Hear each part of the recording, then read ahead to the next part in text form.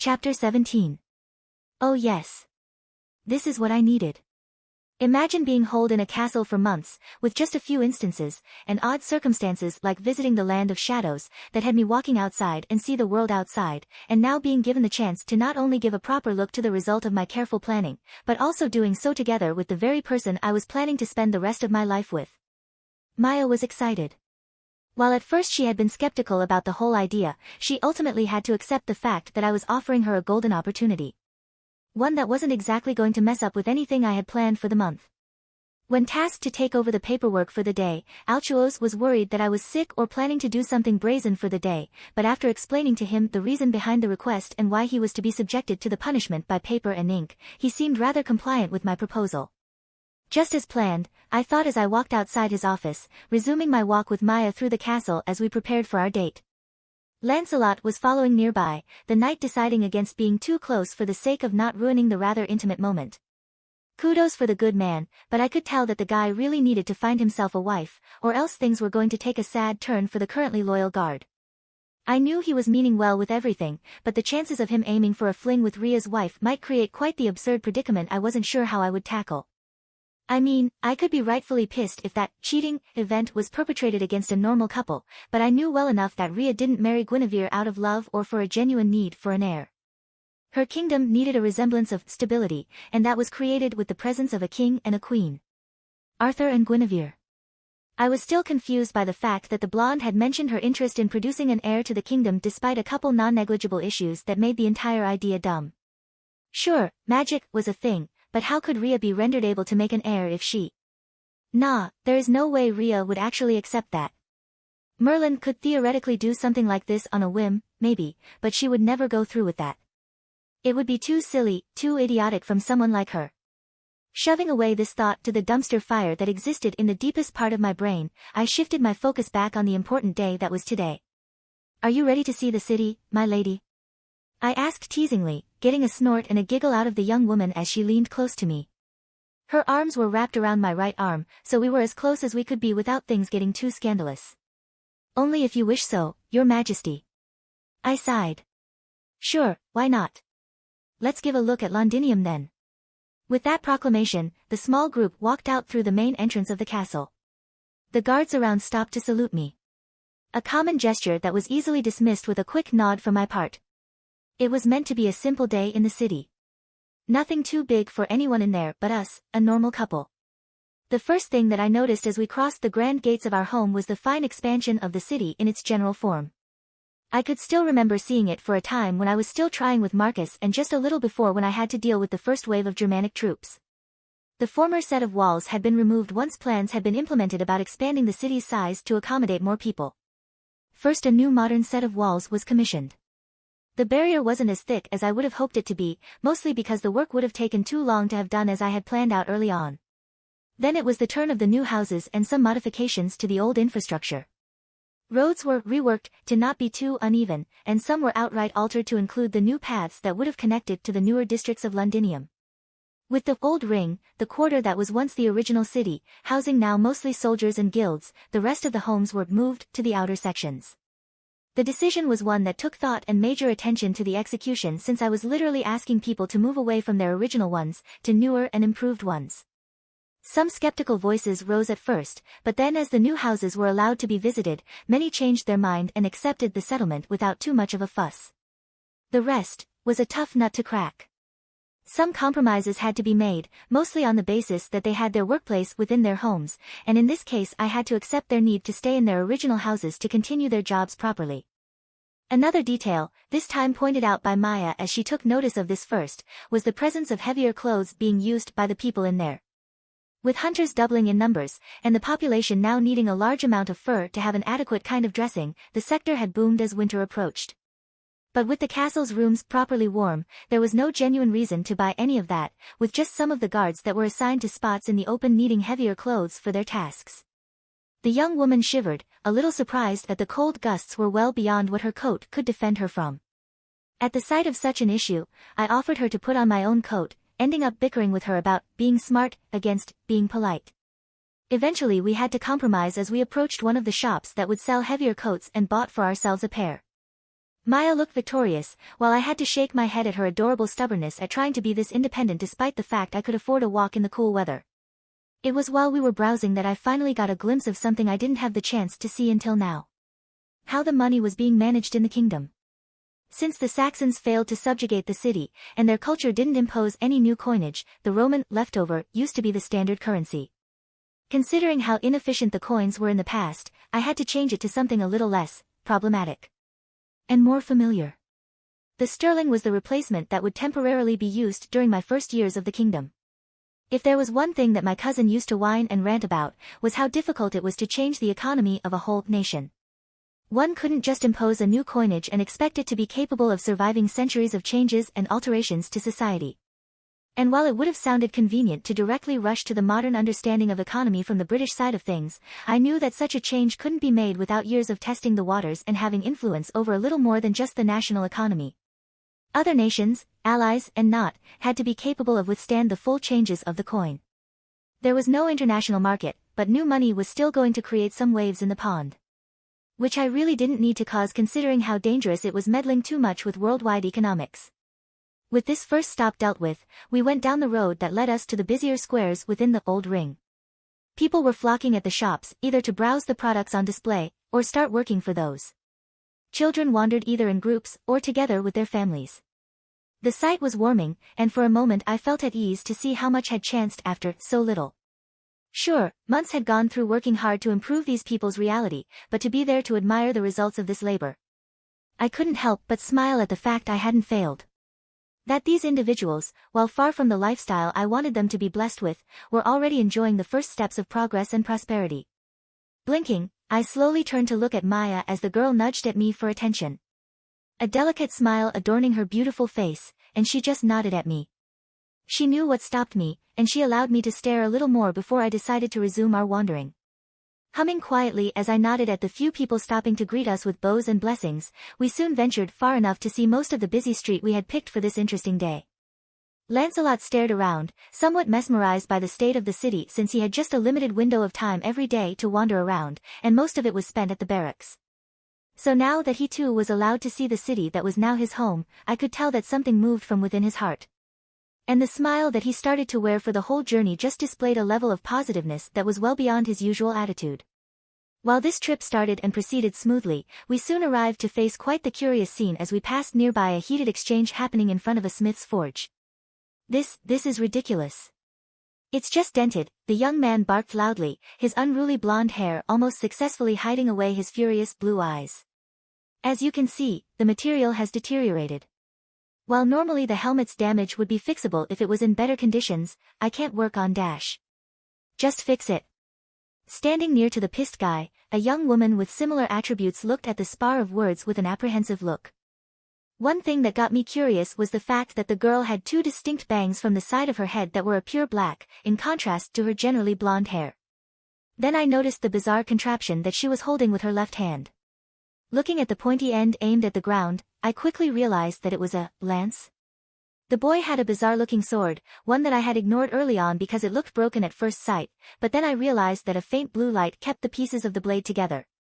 Once again, the piece is in bad conditions as materials. I can't work on it. So you either pay for a full restoration or you can both leave me be because I'm not willing to work for some bratty kid with a temper issue. Gritting his teeth, the young man slowly reached for the hilt of his sword and he stopped as soon as I started to squeeze hard at his arm. He tensed up as he realized about the sudden intrusion, but before he could speak up about it, I turned to the smith and sighed. The restoration bill shall be taken on by my coffers. You may ask for Altuos, he will help you with the procedure, I curtly addressed, ignoring the sudden panic going through the man for a little while. I will take this scoundrel off your property. The owner of the shop merely nodded, his mind having some trouble digesting what was going on. I pulled the blonde away from the scene, prompting his sister, or whoever the girl was, to follow my steps.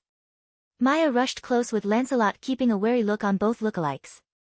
This little diversion lasted until we arrived at a mostly empty area of the city, with my arm lessening and dropping the grasp it had over the unruly idiot's arm. How dare you dash? How dare I? I asked coldly. How dare you attempt to attack someone because you can't afford a service? His fury went still for a moment, surprise replacing anger for just a moment, then he looked even more incensed than before. He was trying to trick me. On what basis? The helmet is in a bad shape for its material. Sir, my brother wasn't trying to dash. Stay out of this, Gareth, the guy interjected. Poor Gareth, as she tried to instill in him some common sense. A pity he was too emotional about this situation, or else he would have noticed the look of recognition the girl had while looking at me. She knew who I was, but it was clear her brother didn't. This jerk thinks he can just come in and make these insulting comments at me. I frowned, and I was almost pitying the young woman as she paled in fright at the stupidity that was coming out of her sibling's mouth. This jerk can easily whoop your butt, young man. I hope you're thinking instead of dash. I stopped, my eyes widening as he saw him reach for his sword again. The sad thing about that move was that he wasn't accustomed to bringing his sword out, or he was underestimating my own speed. The sad thing about sword fights was when your opponent was a little too close for your liking, as he didn't need to pull out his own weapon to engage you in a fight. The blonde learned about this the hard way as a punch slammed onto his left cheek. The hit wasn't given at full power, but it was strong enough to make him recoil and trip on the ground, his hands ditching their previous effort to bring out the blade to nurse the hurt area. Why you dash? Your name, I demanded, unsheathing my sword and aiming it at his jugular. What is your name? I was ordering him to speak, to reveal his identity despite the lack of familiarity.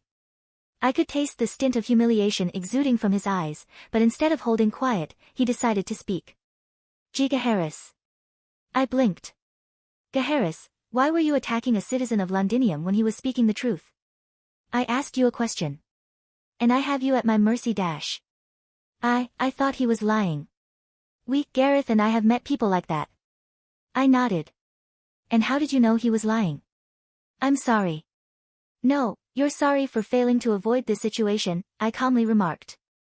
The things you should be sorry about are that you decided to act on prejudice and anger, and that you failed to listen to your sister's warning. Gareth? Can you please enlighten your brother? The blonde blushed a little at being addressed in such a manner, especially from someone of my stature. It took her a few seconds to properly recompose herself, and soon she spoke up. Why yes. Brother, you are currently looking at King Joseph. Oh? Yep, oh, I muttered dryly. Please, stand up at once. He moved incredibly quickly as soon as I put my sword back in its scabbard. Why your majesty, I didn't mean to dash. You will apologize to the smith. He deserves at least that after being threatened by your blade. He nodded, his face paling even more as the realization kept on striking him down. I was ready to leave these two be, feeling that I was growing too annoyed with that part of the day and that I had been away from Maya's side for too long, but before I could walk away with a quick farewell, I was stopped by the blonde as she approached me. Why your highness, I know that my brother's actions might have created a dreadful first impression. The young woman started. But I wish to request your attention regarding our interest to pledge our honor as your knights. I blinked. Excuse me, but are you asking me to hire you after that little stunt? Gareth looked a little more nervous at that question. If I say, yes, will you at least consider the offer? I blinked again, but this time I didn't reply. I was having some trouble holding back a smile as she looked really adorable with that desperate look. Kind of like a little puppy trying to apologize to their owner. Truly a dangerous weapon. Still, I couldn't exactly accept that kind of move. What kind of person would I be looked as if I just ignored that prick's foolish attempt to? My mind stopped thinking as soon as a certain white-haired lady got back to my side, hugging my arm again. Maya looked sympathetic at the blonde. How about we discuss this at lunch?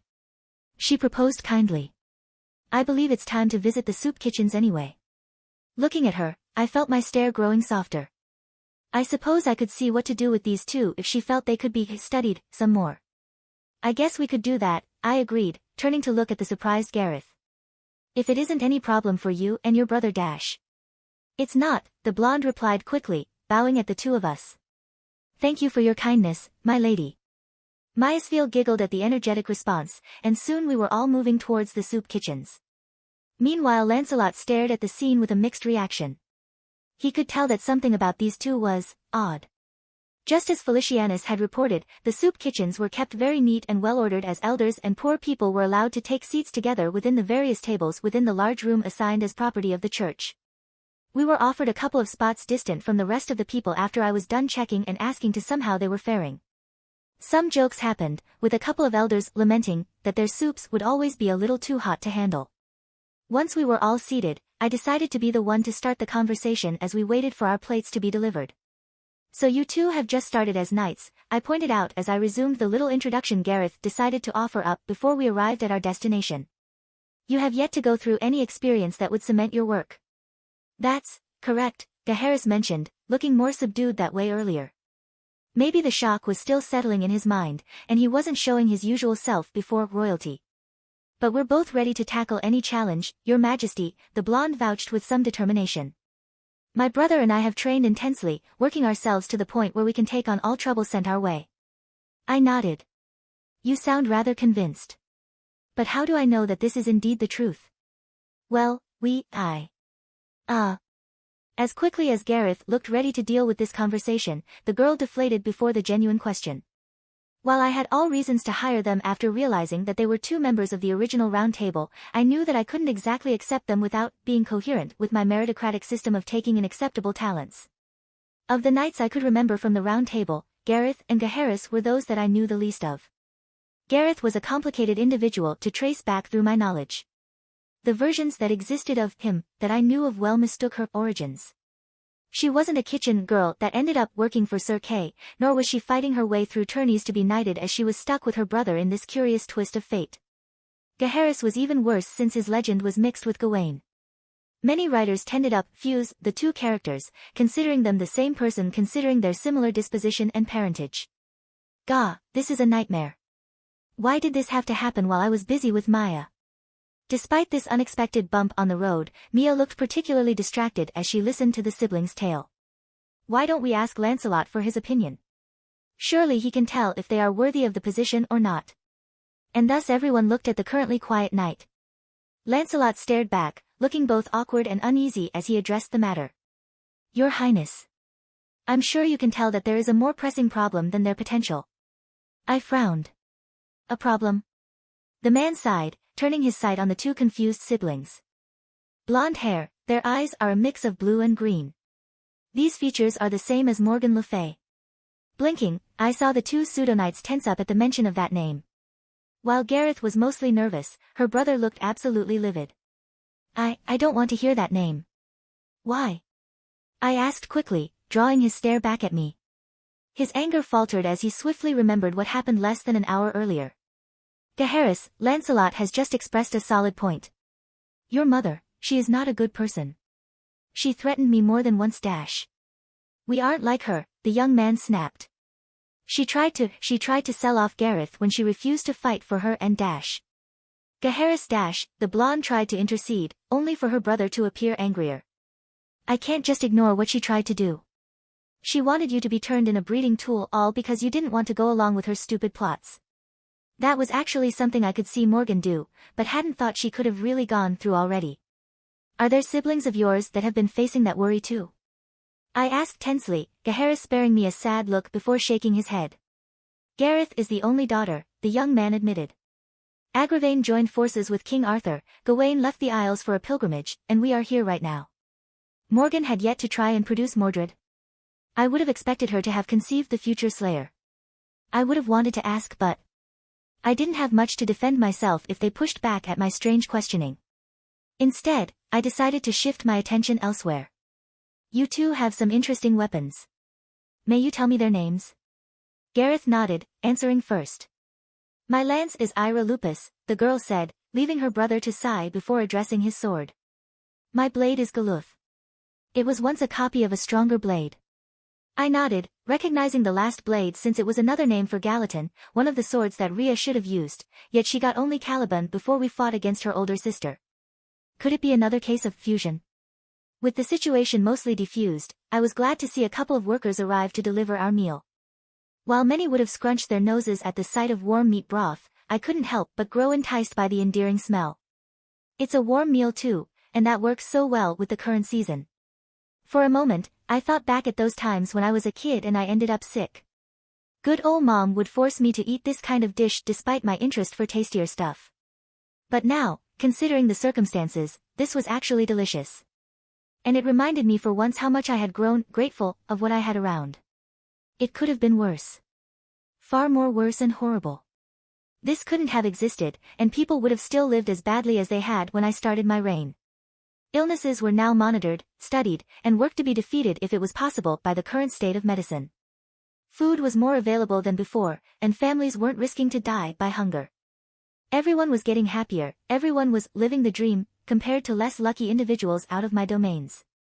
I knew Ria was doing her best, but she was inexperienced from what I could tell. Her mentality was born from her teachers, which were Sir K and that flowery bastard. I didn't know Sir K on a personal level, but if Merlin was somehow involved, I knew something was indeed wrong with the organization. As I sighed about it, my attention was redirected away from the thoughts and back to reality as I saw Gareth, panicking. Her face was a little bit red and her mouth was slightly open to show her burning tongue. Did you really forget to blow over the bites? I quietly asked, looking more surprised than else. Maya giggled loudly, almost choking on her own food because of it, while Gaheris looked awkward about it. Lancelot, now satisfied with the response of the duo, merely addressed the sight with a polite smile, trying to hold back a bigger reaction in a sign of respect to the girl. The blonde took a moment to recover from the slight burn, but she actually ended up replying to my query. It's better than anything we had until now.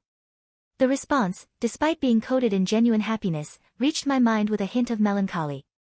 Did Morgan even treat her children right? Was there someone that she actually cared for enough to show affection? Or is she monstrous enough to have abandoned any hints of humanity? With those thoughts, I allowed myself to enjoy this bit of the date some more. Despite the intrusion of these 2 knights which I was now contemplating to hire, the day was still going well for Maya and I. But then again, the day was still long, and things could still happen. Things that could make for some troublesome issues to deal with.